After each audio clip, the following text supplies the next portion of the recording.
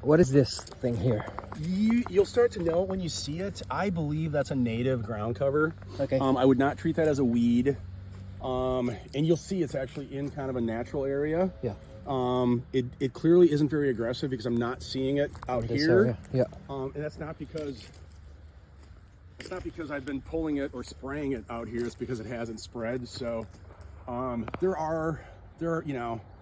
a range. There's probably like maybe 20 like common native natural ground covers, what we call ground cover plants, like low growing.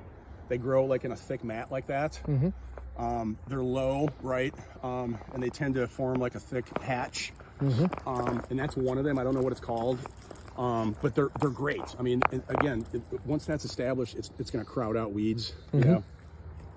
So, but versus here now. Here we're seeing weeds. This is one of the more. I don't know what it's called. Yeah, I don't common, know. I see it. You know these common spring weeds. Yeah, we'll pull out or, Yeah. or kind of scrape it with the scraper. Right? So, like we could do a thing on weed. I have to do a thing on weeds. Awesome. Like I tell the guys like and I have some points ready. That's with the training. Mm-hmm. Like thumb and forefinger.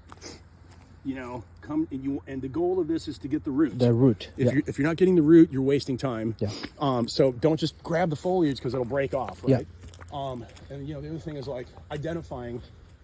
The first day I was out with Ryan. So it's kind of this is a type of moss too. I think it's what's called Scottish moss. So it's not what we see in grass usually. It's more you'll see it in beds. Yeah. It looks like little spiders almost. It has a different growth form. Do people want it removed usually? Yeah, they usually want it removed because it's not what they planted. Yeah. And they don't necessarily want it as a ground cover, even though it is a ground cover, right? So this moss is a candidate to be sprayed. Okay.